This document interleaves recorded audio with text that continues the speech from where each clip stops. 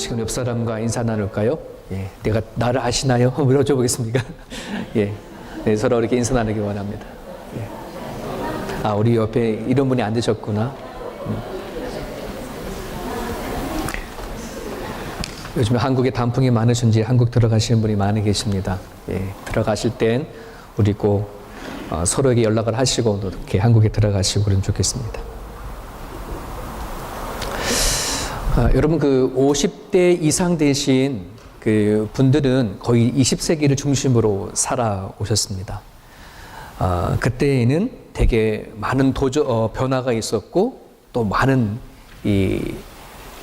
도전의 물결들이 되게 많았던 걸로 우리가 알게 되어집니다. 그러니까 그때 20세기 때에는 대체로 먹고 사는 것이 많이 문제였죠. 그리고 또 자유와 또 이런 정치적인 어떤 그런 부분들을 확보하기 위해서 참 많이 싸우고 노력하고 애썼던 그때가 아닌가 생각이 되어집니다.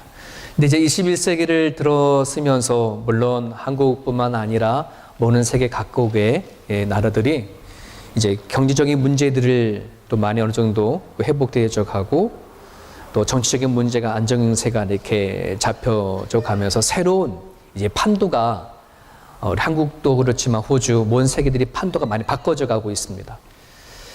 근데 그 판도가 무엇으로 바뀌었냐 그러면 먹고 사는 문제 안에서 문화적으로 옮겨가고 있습니다. 특히 한국도 그렇고 또 호주도 그렇고 말이죠. 근데 이 문화라고 한다는 거가 예전에는 한국 문화, 또 호주 문화 뭐 이랬었거든요. 근데 인터넷이 발달되어지면서 이제는 호주 안에도 지구촌의 문화가 들어와 있고 한국에도 지구촌 문화가 다 들어와 있어요. 그죠? 그러다 보니까 뭐 이제는 어느 지구의 한 구석에 있다 하더라도 전 세계적인 들어오는 소식들을 접하지 않는 사람들이 거의 없습니다. 좀 대단한 그런 시대 속에 우리는 살아가고 있다라고 생각이 되어집니다. 오스기니스라고 하는 사람이 쓴 책이 있는데 무덤 파기 작전이라고 하는 책이 있습니다. 이거는 사단이 입장에서 현대 교회를 비판하는 그런 책인데 20세기 전까지만 하더라도 이 사단은 사람들에게 사상과 철학과 이론과 이런 걸 심어줘서 사람들의 생각과 이러한 마음을 딱 움켜잡는데 그걸 사용했어요. 근데 21세기를 들어서면서 이 인터넷이 발달되어지고 문화가 발달되어지다 보니까 사람들은 생각하기를 싫어해요. 요즘에 인문학, 철학 뭐 이런 거 별로 관심이 인기가 없는 그런 학문 중에 하나지 않습니까? 예. 뭐 철학이든 또 사상이든 또 이론적인 거든 이런 걸 별로 생각하고 싶지 않거든요. 그러다 보니까는 이 사단이 전략을 바꿨어요. 새로운 무덤을 파기 시작한 거예요. 그 무덤이 어떤 무덤이냐면 문화라고 하는 무덤을 파기 시작하는 거예요. 무덤이라는 걸 파는. 뭐 신문이나 TV나 모바일폰이나 게임이나 영화나 이런 것을 가지고 사람들의 마음과 생각을 사로잡으려고 시작을 했다고 한다는 것이에요. 특히나 핵가족에 살고 있는 이 젊은 사람들, 특히 개인주의적으로 아주 탁탁 이렇게 붙잡혀 있는 그런 차세대를 대상으로 해서 특히 그 문화적으로 문화적으로 들어가서 그들의 마음과 생각을 잡으려고 한다는 겁니다. 철저하게 관계성을 고립시켜서 자기만의 세계에 빠뜨리게 만들고 자기만의 가치관에 빠지게 만들어서 관계성 또 하나님에 대한 것, 뭐 구원에 대한 것 이런 것들은 점점 이렇게 내려놓게 만든다는 것이요. 2016년도 12월부터 2017년 1월까지 작년 1월까지 한국의 젊은이들에게 엄청난 파워풀하게 영향을 줬던 드라마가 한 편이 있었습니다. 도깨비라고 하는 드라마 혹시 보셨습니까? 아마 젊은 사람 다 끄떡끄떡거리고 나이 드신 분들 그게 뭐요 할지 모르겠는데 이 도깨비라는 드라마가 얼마나 센세이션을 일으켰는지 그 도깨비라는 드라마를 본 사람들이 거의 아주 그냥 뻑 갔어요. 그래서 그러다 보니까는 이거를 수출을 하는 거예요. 미국이나 뭐 영국이나 나름대로의 한국 드라마가 인기다 보니까 막 수출을 하게 되어지죠. 근데 그 드라마가 갖고 있는 핵심적인 사상이 뭐예요? 환생, 윤회 사상, 막 이런 거거든요. 멋있고 좋은 스토리를 포장을 해서 사람들에게 아주 은근슬쩍 그들이 갖고 있는 생각과 마음속에 그런 걸 슬쩍 집어넣는 거예요. 물론 어른들은 나름대로의 가치관과 사상이 딱 정립이 되어 있어서 영향을 받는 분이 적지만 젊은 아이들에게는 좀 다르거든요.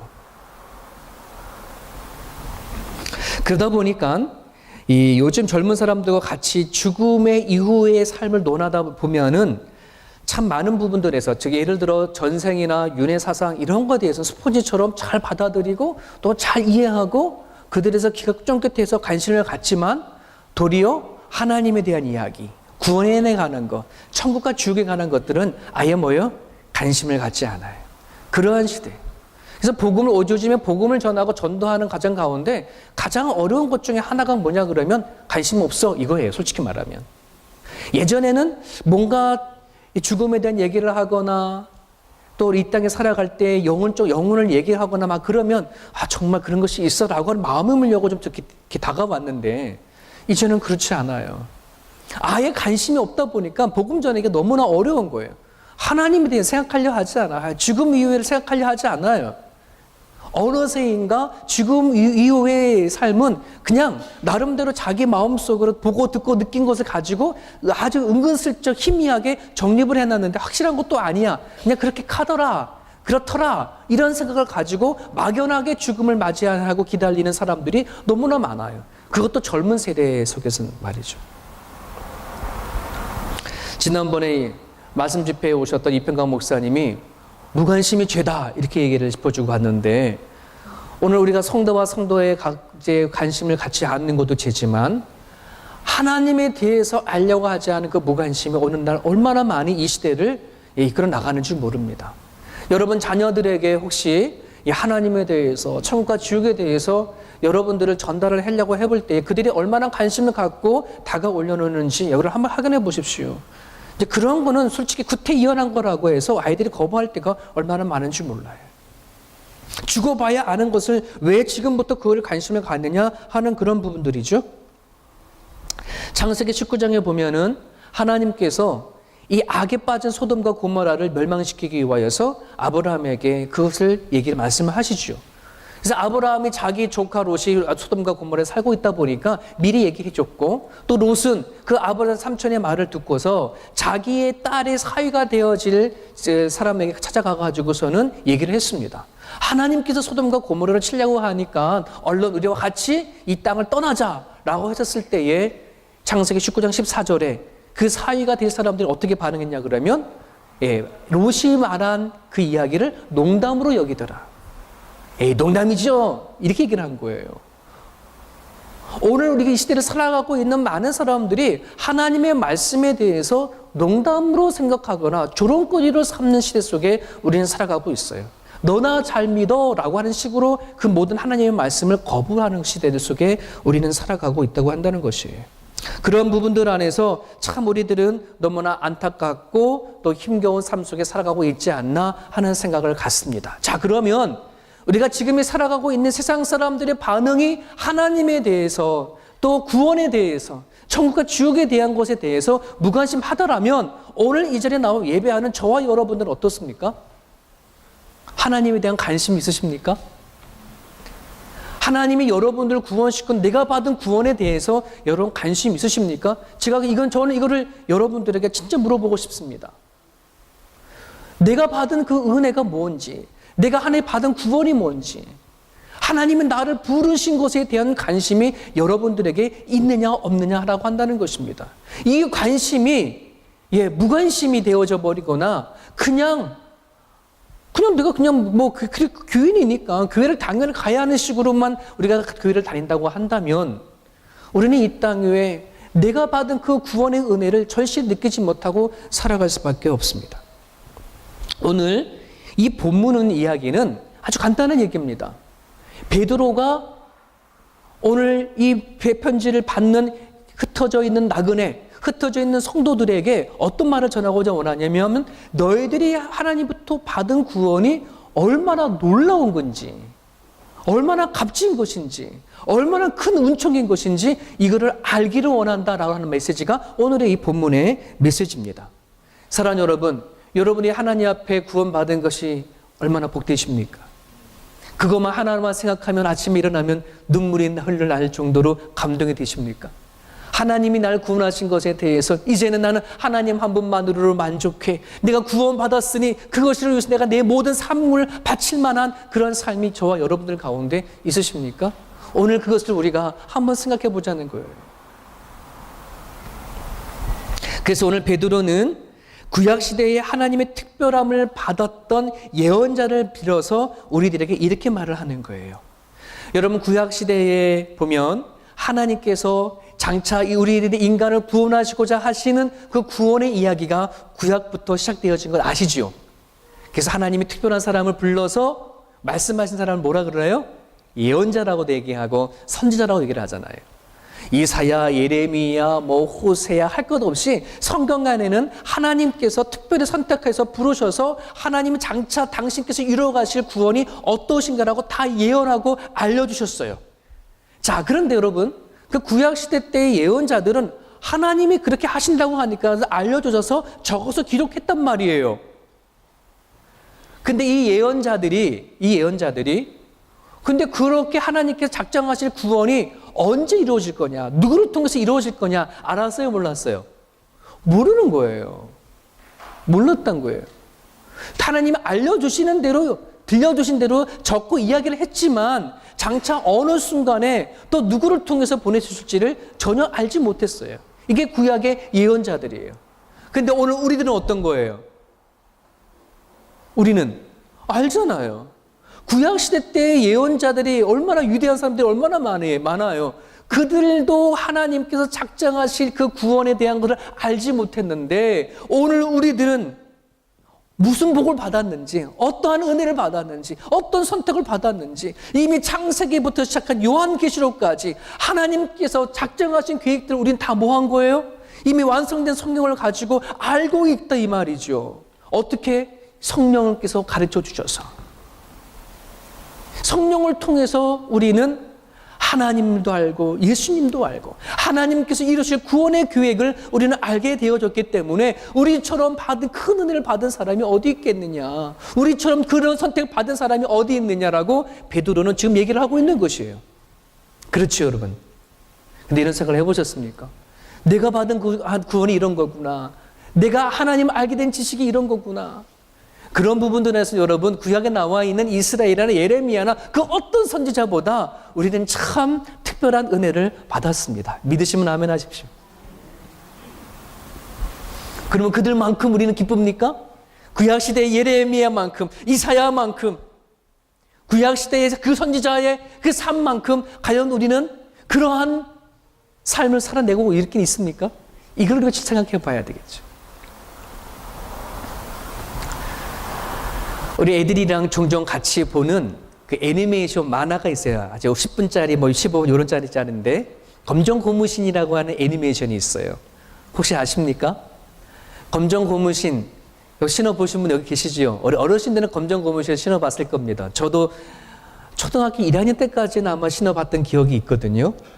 그러니까 검정 고무신을 신던 시대를 요즘 아이들 그때는 어떤지 모르니까 그거를 만화로 만들어가지고 이렇게 보여주는 건데요. 요즘 아이들 되게 신기하게 봅니다. 너무 재미있거든요.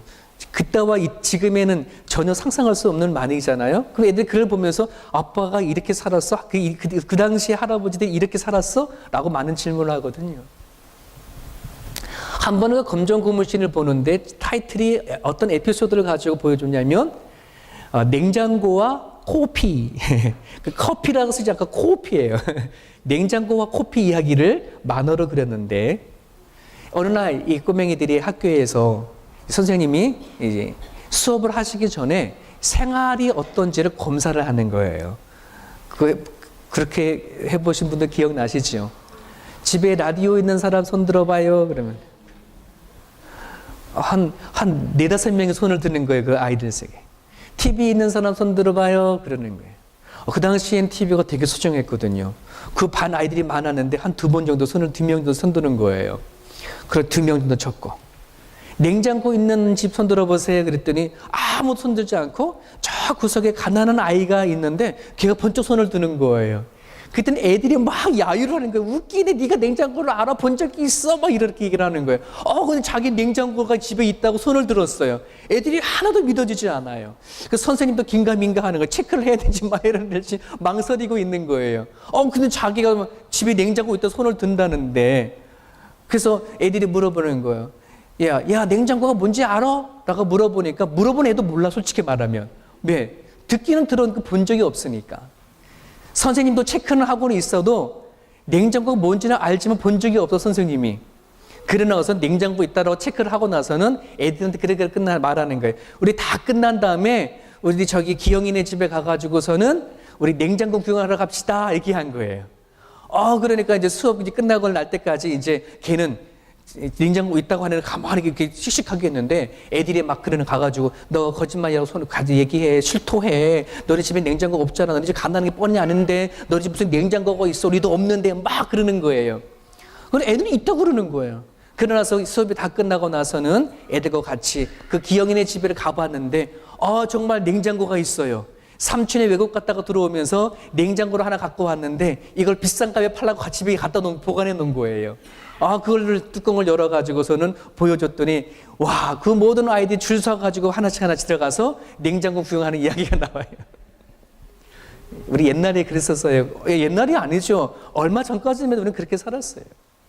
제가 그거를 보면서요, 이렇게 생각하게 되어졌어요. 냉장고가 뭔지 모르는 아이들이 거기 안에 있어요. 들어보지도 못한 아이들이 있어요. 그리고 선생님 같은 경우에는 냉장고가 뭔지 알지만 한 번도 본 적이 없는 선생님이 있어요. 그리고 그 기영이라고 하는 아이는 냉장고를 보고 만지고 어떻게 생각 다 알아요. 남들은 뭐 하는 거예요? 알아주지 않아요. 제가 그거를 보면서 오늘 메시지와 정말 많이 닮았다 하는 생각을 가져요. 여러분, 구약시대 때에는 장차 올 메시아가 누구인지 전혀 감을 못 잡는 사람들이 구약시대의 예언자들이었어요. 예수님의 시대 때는 어떤지 아세요? 그랬던 구약시대 때 예언했던 메시아 그리스도 예수님이 이 땅에 오셨지만은 하나님이 메시아를 보내준다고 알고는 있었지만 영적인 눈이 열리지 못해서 예수를 하나님으로 보지 못한 사람들이 시대가 있었어요. 마치 냉장고는 뭔지 알지만은 본 적이 없는 확실치 아니한 선생님처럼. 그러나 오늘 이 시대에 우리들은 뭐 한 거예요? 성령을 통해서 하나님도 우리는 알게 됐고 예수님도 지금 믿고 2000년 전에 우리 태어나지도 않았는데도 불구하고 우리는 찰떡같이 뭐 하는 거예요? 예수님 이 땅에 오신 걸 믿고 예수님이 죽는 걸 보지도 못했는데 우리는 뭐 하는 거예요? 예수님 나 대신 십자가에 못 박혀 돌아가셨던 걸 믿고 부활하신 사건을 믿고 죽으면 죽으리라 지금 살고 있지 않습니까? 이건 뭐 하는 거예요? 성령이 우리 가운데 역사를 하셔서 지금 그걸 우리가 믿고 있다고 한다는 사실이 이거는 뭐예요? 남들이 보지 못하고 느끼지 못하지만 성령을 통해서 우리는 보고 듣고 알고 만진 바 되어졌다는 거예요. 사도 요한이 그렇게 얘기를 하는 거예요. 예수님의 제자들도 자기 앞에 와 있는 예수님이 처음에는 하나님 아들이라고 하니까 믿지 않았었어요. 하지만 예수님이 부활하시고 나서 승천하셔서 성령께서 자기 가운데 역사하여 주셔서 알게 하시니 그때는 뭐 하는 거예요? 죽으면 죽으리라. 다 순교하는 자리까지 가면서 뭐예요? 복음을 지킨 거 아니겠습니까? 여러분, 오늘 우리들이 예수님을 믿게 되어진 이 사실, 구원받은 이 사실은 놀라운 거죠. 그죠? 성령께서 역사하신 거예요, 여러분. 그래서 우리가 구원을요, 하나님부터 받은 은혜라고 생각해야지, 그 은혜를 제대로 알아야지 내가 이 땅에 살아나갈 때에 정말요, 어떤 일이 생겨더라도 너가 이겨나갈 수 있는 그런 능력이 생겨나요. 여러분들이 지금 예수님 믿고 살아가는데 내가 구원받은 존재이긴 하는데 아직 내가 이거 실감나지 않아. 내가 구원받기는 받은 거야? 정말 하나님 내 손이 나한테 역사를 하긴 한 거야? 죽음 천국이 있긴 한 거야? 라고 말하는 이 실감나지 않는다고 한다 그러면 최소한 우리 마음속에 하나님에 대해서 무관심하지 않을까? 내가 받은 구원에 대해서 내가 무관심한 것이 아닐까? 한번 살펴보고 확인해 봤으면 좋겠어요. 여러분, 로마서 1장 21절을 같이 한번 읽어보기 원합니다. 로마서 1장 21절입니다. 같이 읽어봅니다. 시작. 하나님을 알되 하나님을 영화롭게도 아니하며 감사하지도 아니하고 오히려 그 생각이 허망하여지며 미련함이 어두워졌나니. 저는 이것을 쉽게 말하면 우리들의 마음과 생각이 하나님에 대한 관심이 사라져 버린다고 한다면, 하나님은 알기는 알으라 하나님을 영화롭게도 하지 않아, 하나님 앞에 예배하지도 않아. 하나님을 알고는 있대 하나님 앞에 예배하는 것이 얼마나 귀한 것인지 알지 못하는 사람들이 오늘 이 시대 안에도 너무나 많아. 쉽게 예배 빠지고 쉽게 내 기준에 내 삶에 따라서 예배드리는 사람들이 얼마나 많아. 사랑하는 여러분, 오늘 내가 하나님을 알지만 그 하나님에 대한 진짜 관심을 갖고 살아가지 아니하면 우리는 하나님 앞에 정말 감사하지도 아니한 채 그냥 우리는 미련한 마음을 가지고 살아갈 때가 얼마나 많은지 몰라요. 여러분, 하나님에 대한 관심을 가지십시오. 나를 구원하신 것이 얼마나 큰 것인지 여러분들이 마음을 품으시고, 눈을 떴을 때에 나를 구원하신 것 자체로 내가 기뻐하고 감사할 수 있는 둘의 성도들이 얻을 수 있기를 간절히 바랍니다. 무관심이 죄입니다. 사람에 대한 것도 그렇고 하나님에 대한 무관심이 큰 죄입니다. 말씀을 준비하면서 그런 생각을 해봤습니다. 구원이라고 하는 것에 대해서 계속 한번 생각해봤는데, 여러분, 구원이라고 하는 단어는 하나님 걸까요? 우리 걸까요? 하나님이 구원받으시는 거예요? 우리가 구원받는 거예요? 예, 우리가 구원받는 거예요. 이게 어떤 뜻이냐면요, 우리는 구원을 받았다면은 이거는, 이 말이라는 뜻이 뭐예요? 넌 죽을 상태에서 구원받은 거잖아, 이거잖아요. 그러니까 이거는 구원은 나한테 되게 소중한 거거든요. 근데 많은 사람은 그렇게 생각하지 않는 경향들이 있어요. 예를 들면 이런 겁니다. 우리 지훈이에게 공부를 갈 때, 야 지훈아 열심히 공부해 해서 시간을 막 써서 너 몇 시까지 문제 다 풀어? 그러면 얘가 풀어요. 그럼 풀면은 얘가 푼 것에 대해서 내가 1시간 동안 이만큼 풀었으니 아빠 뭐 해줄 건데?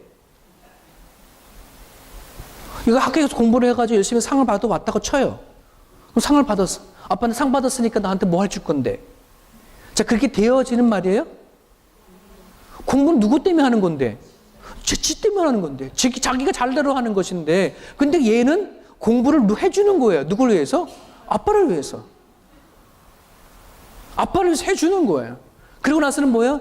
보상을 요구하는 거예요. 우리의 구원이 마치 그와 같아요. 내가 하나님 앞에 구원받았으니, 내가 믿음을 가졌으니 이제 내 하나님 앞에 기대하는 거지. 하나님, 나한테 이러한, 하나님 내가 구원받았어요. 내가 하나님 믿으니 저에게 이제 하나님께서는 내 모든 살아간 삶과 모든 성공과 출세와 건강과 이 모든 것들을 하나님이 해주셔야 합니다라고 하는 하나님의 기대를 그렇게 가는 거예요. 여러분, 구원이라는 말 자체 하나 가지고 된 거 아니에요? 제 말 틀렸어요? 구원 하나 갖고 된 거잖아요. 죽을 수밖에 없는 상황을 건져내줬는데 뭐가 더 필요하겠어? 근데 우리는 구원 받았는데 마치 물에 빠져 죽으려고 했는데 하나님 누군가 건져내줬어. 내 가방 찾아달라는 거와 똑같은 거야. 그러면 안 되잖아요. 생명을 건져줬는데 건져준 사람에게 자기 가방 달라고 하면 돼야 안 돼요. 근데 우리들이 마치 하나님에 대한 그 구원을 그렇게 인식하는 경향들이 얼마나 많은지 몰라요. 여러분, 강태공이라고 하는 사람이라고 하는 고기 잡는 사람을, 강통에 고기를 왜 잡을까요? 왜 잡아요? 고기가 필요하니까 잡겠죠. 자기 먹든지 팔든지 잡을 거 아니에요. 그렇게 잡기 위해서 낚싯줄 아래다가 그 고기가 좋아하는 미끼를 껴서 잡지 않습니까? 하나님이 그런 분일까요? 하나님이 구원이라는 것이 필요해서 그 낚싯줄에다가 우리가 좋아하는 건강과 소망과 성공과 출세와 이런 것들을 잔뜩 다 붙여놔서 잡아서 구원시키는 거, 하나님 그러려고 그런 분인가요? 그런 분이 아닌데 우리는 그런 분을 취급을 하는 거예요. 여러분, 내가 받은 구원이라고 하는 것, 내가 받은 은혜가 무엇인지 정확하게 알게 되어지면 내가 살아갈 때 어떠한 모습으로 하나님 앞에 헌신하고 살아가야 되어지는지가 아는데, 우리는 내가 구원받고 믿음을 가졌음에도 불구하고, 그것으로 됐음에도 불구하고 우리는 여전히 하나님을 주신 미끼를 찾으려고 하고 하나님의 기대하는 삶을 살아가려고 한다는 경우들이 얼마나 많은지 몰라요. 사랑하는 여러분, 내가 하나님 앞에 기대하는 삶과 하나님의 나를 불러서 약속한 것은 차이가 너무너무 커요. 요즘 시대에는. 내가 하나님 앞에 기대하는 삶이 하나님이 나를 부르셔 하시고자 하시는 것과 일치되는 삶이 되어줄 수 있기를 주님의 이름으로 축복합니다. 우리 말씀 한 절 한번 살펴보겠습니다. 예레미야 20장 7절에 있는 말씀인데 같이 한번 읽어봅니다. 시작. 여호와여 주께서 나를 건유하심으로, 거기 가로치기 뭐라 하셨어요? 건유하다는 말이 뭐예요? 네, 속이셨으므로 이런 말이에요. 여호와여 주께서 나를, 예레미야가 하는 것, 나를 속이셨으므로 내가 그 속임을 받았사오며, 이런 말이죠. 같이 읽어요. 그 다음에 주께서 나보다 강하사 이기셨으므로 내가 조롱거리가 되니 사람마다 종일토록 나를 조롱하나이다. 이렇게 되는 거예요. 이게 무슨 말일까요? 예레미야가 하나님 앞에 그러는 거예요. 하나님 날 속이셨잖아요. 속인데 하나님이 너무나 강해서 나를 속이셔서 내가 하나님 앞에 졌는데 내가 사람들이 앞에 내가 조롱거리가 되어봤어. 이러는 말이에요. 이게 무슨 말이냐면 하나님께서 예레미야를 통해서 선택하시고 부르셔서 하나님의 선지자로 세워줬는데 이제 예레미야가 전해야 할 메시지가 뭐냐 그러면 지금 일어날 일이 아니에요. 한참 나중에 일어날 얘기를 하는데 사람들은 뭐 하는 거예요? 그 일이 어떻게 일어나겠냐. 웃긴 소리 하고 있네. 지금 우리가 이렇게 살기 좋은 상황 속에 있는데 네가 말하는 건 거짓말이야 라고 하는 것이에요. 근데 예레미야는 눈물을 가지고 지금 하나님께서 이 나라를 친단다. 너네들 지금 하나님 잘못 믿고 있단다. 하나님 앞에 돌아서야 한단다 라고 말을 하니까 사람들은 그러면 그 하나님이 나를 쳐야지, 우리를 쳐야지. 그런데 우리는 지금 잘 먹고 잘 살잖아. 번성하고 있잖아. 도리어 조롱하고 욕을 하고 거짓 선지자라고 얘기하는 거예요. 그러니까 예레미야 눈에는 거짓 선지자들이 점점 더 번성해 가고 적대적인 사람 점점 더 잘 되어 가는데 자기 그렇게 말하는 자기는 뭐 하는 거예요? 조롱거리가 되어지고 비판거리가 되어진다는 것이. 아니 자기 친척들도 자기를 옹호해 주면 괜찮은데 친척들도 그렇게 생각하지 않네? 예레미야에게 해서 정신 차려. 너 어디서 무슨 소리 들어왔길래 지금 그렇게 말도 안 되는 시비랑 거리는 거야 라고 친척들이 얘기해. 가족들이 그렇게 얘기를 하는 거예요. 심지어는 가족들이 지어받고 매도 맞고, 예, 자기의 가족, 주변에 있는 동네 사람들이 끄집어 들여다가 감옥 속까지 집어넣기도 하고. 이 예레미야는 하나님이 하나에서 한 건데 자기의 삶을 받았을 때는 뭐예요? 도리어 사람들에게 웃음거리가 되어지고 조롱거리가 되어지고. 자, 그렇게 견뎌냈으면 예레미야의 그 삶의 끝이 좋아야 되잖아요. 끝이 그렇게 되지 않았어요. 자기의 동족인 유대인들에게 돌에 맞아 죽었어요. 이게 예레미야의 인생이에요. 그러면 예레미야 입장에 봤었을 때는 여러분 하나님 없는 것처럼 보이잖아요. 정말 하나님이 예레미야를 속여서 그렇게 하나님께서 그렇게 쓰셨나요? 아니잖아요. 하나님이 예레미야를 부르신 목적과 우리가 그 예레미야가 그 자리에서 해야 했던 그런 것들이 우리가 기대하는 것과 달라질 수가 있다는 사실을 여러분 기억했으면 좋겠습니다. 사랑하는 여러분, 오늘날 저나 여러분들이나 일어나지 않는 이야기를 우리 하고 살아가야 되는 거예요. 왜? 장차 하나님께서 오실 얘기를 우리는 해야 되잖아요. 그죠? 오늘 저는 여러분들이나요, 우리가 오늘날 어디에서 구원을 받았는지 정확하게 알아야 돼. 예레미야는 눈물로써 그 사역의 길을 걸어갔음에도 불구하고 끝내는 그 마음속에 하나님을 버리지 않았어요. 자기가 어디에서 구원받았는지 너무나 잘 알기 때문에 하나님이 약속한 것이 무엇인지 너무나 확실히 알기 있었기 때문에 그 길을 기꺼이 걸어갔던 사람이 눈물의 선지자 예레미야였어요.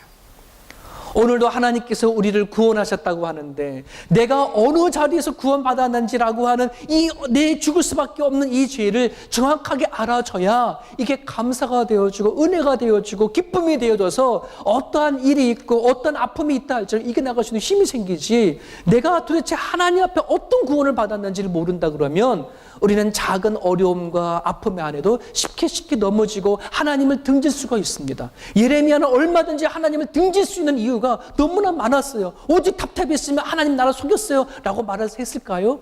그러나 등지지 않았어요. 왜? 자기가 하나님 앞에 구원받고 선택받아 부름받은 것이 무엇인지 알았기 때문에 그렇습니다. 하나님은 여러분들을 구원하셨을 때에 여러분의 어떤 상황 속에 있었는지 아셔야 되고, 하나님 여러분 선택해 주셔서 여러분을 통해 일하실 것을 여러분들이 알으셔야 내가 주어진 이 삶 속에서 어떤 일이 닥쳐도 그 말씀 붙잡고 살아나갈 수가 있습니다. 여러분 늦지 않았어요. 오늘 이 자리에 나온 여러분들은 늦지 않았어요. 성령을 의지해서 여러분 기도하십시오. 무엇 두 가지를 놓고 반드시 기도해야 합니다. 하나님, 성령님, 내가 어떤 자리와 어떤 형편에서 구원받았는지 정확하게 알게 해주십시오. 정확하게 느끼게 해주십시오. 내가 어떤 죄악 속에서 구원받았는지 알게 해주십시오. 두 번째는 하나님의 나를 부르셔서 약속하신 것이 무엇인지 정확하게 알게 하여 주십시오. 장차 내가 받을 영광과 칭찬과 존귀함이 무엇인지 알게 해주십시오. 여러분, 그것이 알고 있어야 뭐요? 우리는 이겨나갈 수 있잖아요. 굳은 일도 해나갈 수 있잖아요. 남들이 날 인정하지 아니하여도 하나님이 나를 약속하셨다는데, 나를 붙잡아 주셨고 구원하셨다는데, 이 마음이 있으면 우리가 이겨나가지 못할 일이 무엇이 있겠습니까?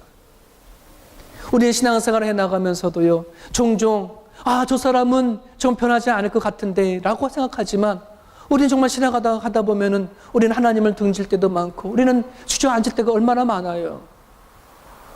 왜 그런 일이 생긴지 아십니까? 내가 어디에서 구원받았는지, 어떤 상태에서 내가 하나님의 사랑을 받았는지 모르기 때문에 그렇습니다. 하나님이 나를 부르신 자리가 무엇을 약속하고 이걸 잘 모르기 때문에 내 기준에 따라 생각하고 내 형편에 따라 생각하게 되어지는 거예요. 말씀을 정리하고자 원합니다. 오늘 저는 여러분들이나 하나님께서 나에게 베푸신 그 구원이, 이것은 정말 내가 감당하지 못하는 은혜구나 라고 하는 것에 대해서 여러분 느껴지신다면, 내가 받은 구원에 대한 관심을 갖고 살아갈 수 있다고 한다 그러면, 여러분의 살아간 삶의 현장 순간순간이 작은 것부터 변화되어질 줄을 믿습니다. 특별히 여성분들 아침에 일어나면 밥해야 되고 학교에 보내야 되고 집안 청소해야 되고 많잖아요. 여러분, 그 작은 것 하나부터 하나님께서 나를 이 자리를 불러주셨고 이 자리에 하나님이 계신다고 하는 사실을 여러분 믿으시길 바랍니다. 내가 엄마로서, 아내로서 나를 통해서 하나님 나를 만들어 가셨을 때에 나를 바라보는 남편이나 나를 바라보는 자녀들이 나를 통해서 하나님을 볼 수만 있다면 우리는 그 사명을 잘 감당하는 것입니다. 남편들 매일같이 변함없이 눈 뜨면 나가서 돈 벌어 나가는 일터에 나가지만, 여러분, 이것이 하나님 안에서 해석되어질 수 있기를 간절히 바랍니다. 내가 하나님 나를 구원해 주셨기 때문에 내가 살아가는 이 자리에도 하나님께서 역사하신다는 것을 여러분 믿고 나아갈 때에 늘 반복할 수밖에 없는 생활이지만 하나님은 그 일을 통해서 일하실 거예요. 그 자리가 감사의 자리가 되어져야 되고, 그 자리가 하나님이 일하시는 자리가 되어질 때에 여러분, 우리의 삶이 하루하루가 하나님 안에서 기쁨을 회복해 나가실 수 있을 줄 믿습니다. 사랑하는 여러분, 우리가 내가 받은 구원에 관심을 가질 수 있기를 소망합니다. 그저 지나갈 수밖에 없는 하루하루 삶이지만, 사소한 삶인지는 모르겠지만 그곳에서 일하시는 하나님에 대해서 관심을 가져주시고 여러분이 받은 그 은혜로 능히 모든 삶을 이겨나갈 수 있는 저와 여러분 모습 되어줄 수 있기를 간절히 바랍니다. 우리 같이 한번 기도하겠습니다.